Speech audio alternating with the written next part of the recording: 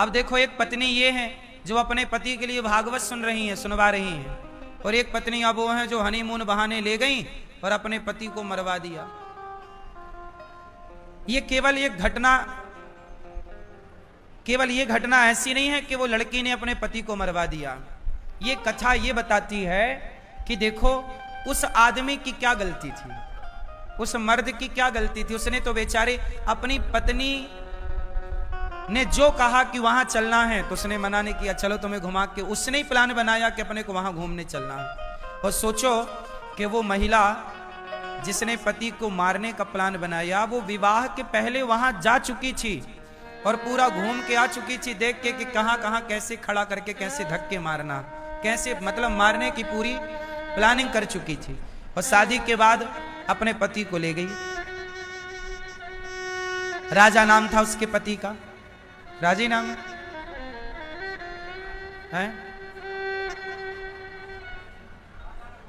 राजा रघुवंशी।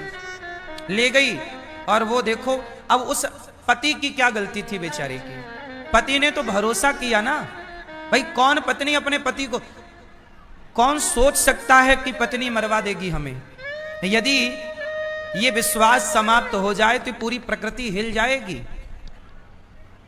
यदि ये विश्वास समाप्त हो जाए तो ये पृथ्वी में भूचाल आ जाएगा। अरे दूसरा कोई मार के चला जाए तो आश्चर्य नहीं, दुश्मन मारे, आतंकवादी मारे तो आश्चर्य नहीं। वो तो मारने ही आए हैं। अभी आतंकवादी आए और जात पूछ के हिंदू हो के नहीं मार के चले गए। उनसे तो उम्मीद क्या कर सकते थे भाई, वो तो मारने ही आए थे, वो तो आतंकी थे। पर तुम तो अर्धांगिनी थी, साथ जीने मरने की कसम खाई, और आपने शादी के महीने भर के भीतर अपने पति को आपने मौत के घाट उतार दिया, केवल इसलिए कि आपको कोई दूसरा लड़का पसंद है। तो जब पसंद ही था तो विवाह उसी से करती, फिर इसे बीच में बर्बाद करने की क्या जरूरत थी। उसकी तो जिंदगी खत्म, बेचारे को मार ही दिया। उसके माँ बाप के साथ क्या गुजर रही होगी, उस आदमी की क्या गलती थी। क्या विश्वास करना इतना बुरा है? फिर कौन किस पर भरोसा करेगा। मेरी माँ एक बात बताऊं, ये जो हाल आज देखने को मिल रहे हैं ना, इससे आप ये समझो कि इंसानियत खतरे में जा रही है। आप कितना भी विकास कर लो, लेकिन मानसिकता का तो विनाश ही हो रहा है। हाँ या ना? ये मानव जाति का सबसे बड़ा ह्रास है, पतन है। इससे बड़ा पतन इंसान का और क्या हो सकता है। जिस देश की नारियां अनसुईया होती हैं, जिस देश की नारियां सावित्री बनकर यमराज के मुंह से अपना पति वापस ले आती हैं, उस देश की नारियां अपने पति को मरवा डालती हैं। ये सुनने में कितना अजीब है, कितना भयंकर है। इसलिए मेरी मां, आजकल का भी युग है कि शादी ब्याह करने के पहले अपनी बेटियों को, अपने बेटों को बहुत अच्छे से समझ लो, जान लो, परख लो। लड़की की मां, उस मां को भी नहीं पता था कि मेरी बेटी ऐसी है। कोई थोड़ी जानता है कि कोई कैसा है, व्यक्ति तो भरोसा करता है। इसलिए आप लोग अपने बच्चों को संस्कार दीजिए। यदि आज कोई रक्षा कर सकता है आपकी, आपके बच्चों की और इस देश की, तो रक्षा कौन कर सकता है। पुलिस रक्षा कर पाती तो राजा की रक्षा कर लेती, ना मरता। सेना रक्षा कर पाती तो कर लेती, ना मरता।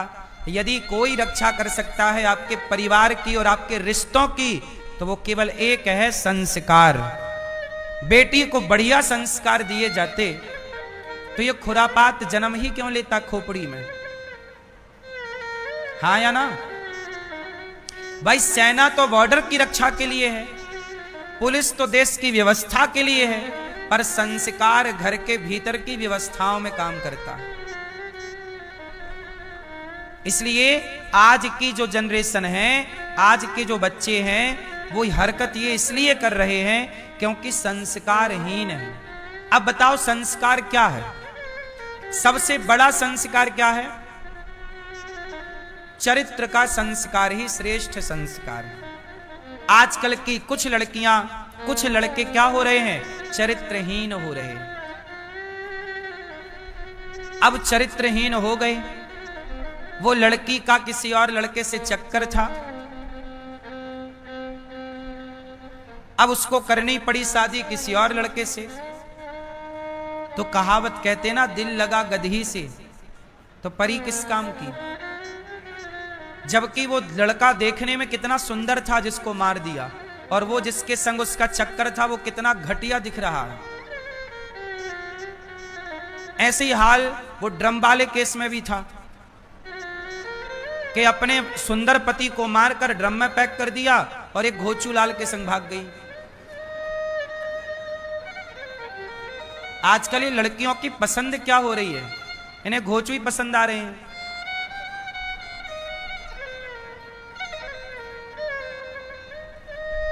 हाँ या ना?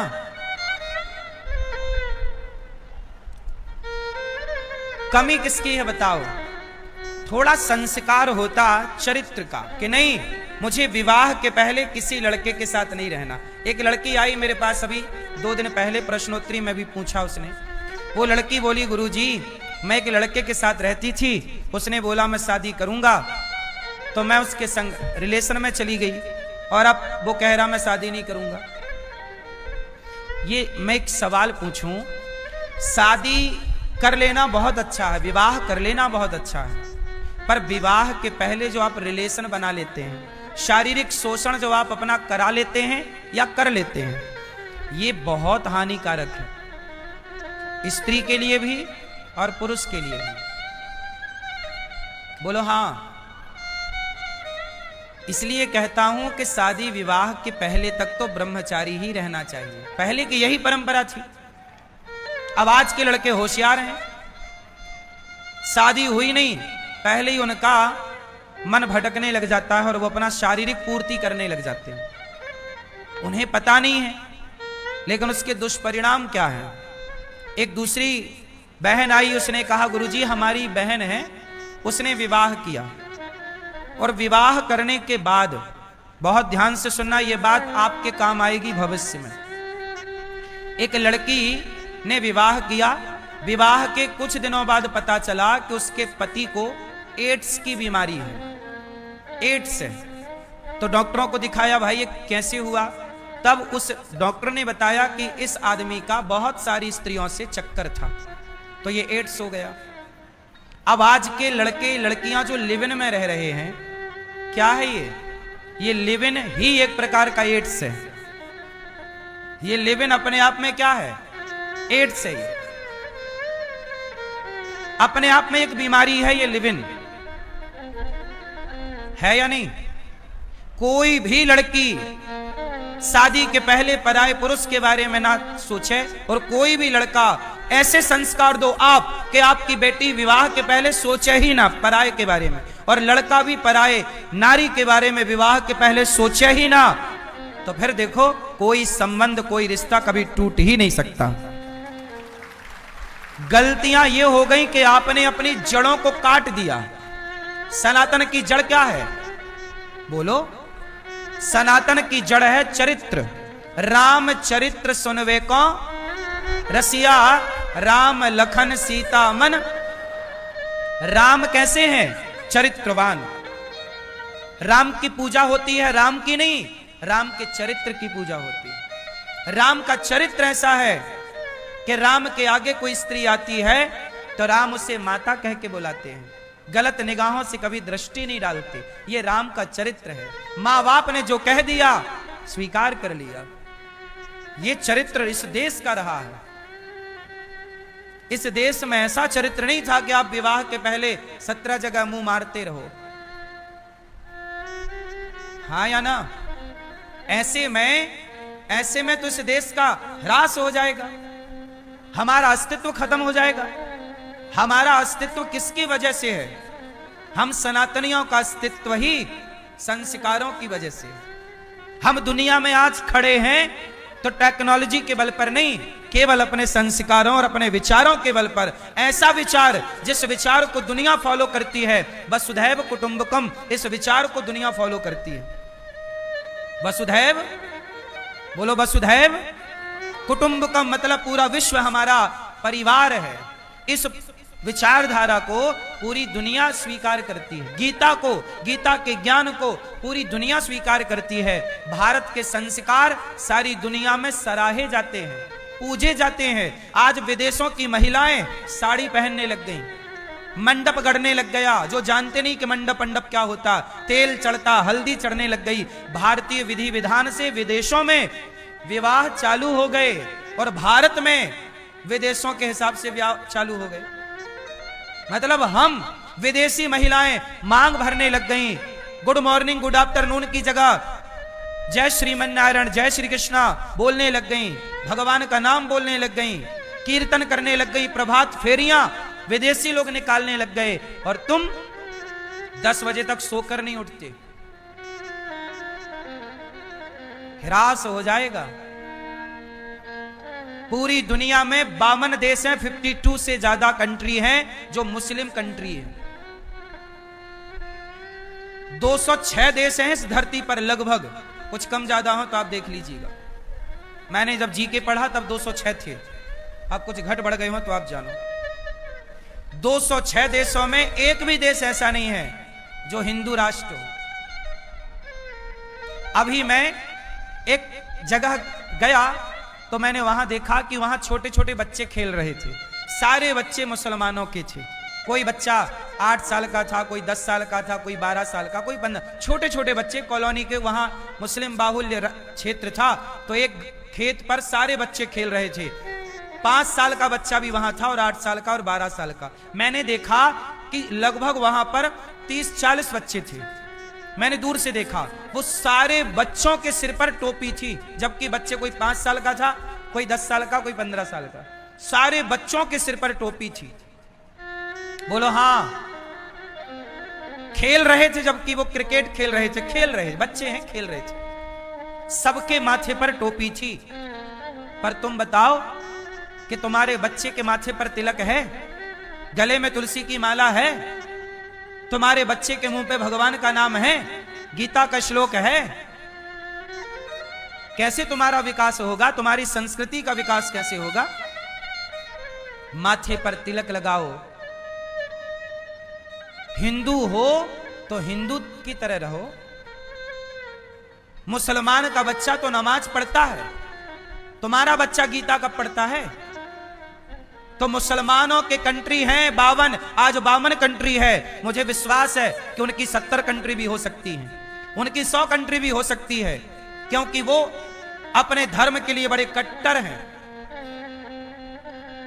वो अपने धर्म को प्यार करते हैं, अपने मजहब को बड़ा प्यार करते हैं। लेकिन तुम कहां प्यार करते हो? कहां तुम्हारे बच्चे गीता से प्यार कर रहे हैं? भगवान को गाली और देते हैं, अरे भगवान कुछ नहीं होता। मुसलमान कभी नहीं कहता कि अल्लाह वल्लाह कुछ नहीं होता। पर हिंदू 1000 मिल जाएंगे जो टीवी डिबेटों में बैठ करके हैं, पता नहीं हिंदू हैं कि भी नहीं, पर वो गाली भगवान को देते हैं। बोलो हां, इससे क्या होगा? आपका ह्रास हो जाएगा।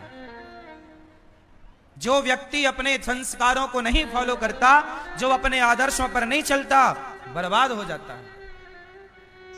हिंदुओं के पतन का सबसे बड़ा कारण है कि हिंदू अपने सनातन संस्कृति को लेकर कट्टर नहीं है। मैं कहता हूं मुसलमान को कट्टर होना चाहिए अपनी संस्कृति को लेकर, ईसाई को भी कट्टर होना चाहिए अपनी संस्कृति को लेकर, लेकिन हिंदुओं को भी कट्टर होना चाहिए अपने संस्कृति और संस्कारों को लेकर। कोई समझौता नहीं होना चाहिए। कट्टरता नहीं होगी। कट्टरता का मतलब यह नहीं कि आप किसी को मार डालो, मारने की कट्टरता नहीं, गीता पढ़ने की कट्टरता हो, ईश्वर के प्रति श्रद्धा की कट्टरता हो, ज्ञान को जानने की कट्टरता हो, अपने धर्म का पालन करने की कट्टरता हो, राम नवमी कृष्ण जन्माष्टमी मनाने की, एकादशी व्रत करने की कट्टरता हो कि करेंगे। आज देखो बकरीद आती है ना, ईद आती है तो भारत में मुसलमान कहीं भी काम कर रहा हो, कितना भी महंगा काम कर रहा हो, छोड़ करके अपने घर चला जाता है। साहब 3 दिन काम नहीं करेंगे हम, हमारा त्योहार है, बकरीद आने वाली है। लेकिन हिंदू कहां बोलता है कि आज एकादशी आ रही है भैया, आज हम भगवान का चिंतन करेंगे, आज हम काम नहीं करेंगे, एकादशी है, भगवान का भजन करेंगे, आज पूर्णिमा है, चलो आज हम काम करेंगे। नहीं, हिंदुओं के अंदर कोई कट्टरता नहीं है। वो जानते नहीं कब एकादशी आई, कब चली गई, लेकिन उन्हें पता है, छोटे बच्चे को भी पता है कब बकरीद आने वाली है। सारे मुसलमान संगठित हैं, एक आवाज में दौड़ जाते हैं, पर तुम हिंदू आपस में लड़ते रहो जातियों के नाम पर। सिर्फ लड़ना है आपको, यही पतन का कारण है। याद रखो कश्मीर को सारे पंडित खदेड़े गए थे, आज तक नहीं बस पाए। बोलो हाँ, सरकार कोशिश कर रही है बसाने की, नहीं बस पा रहे हैं।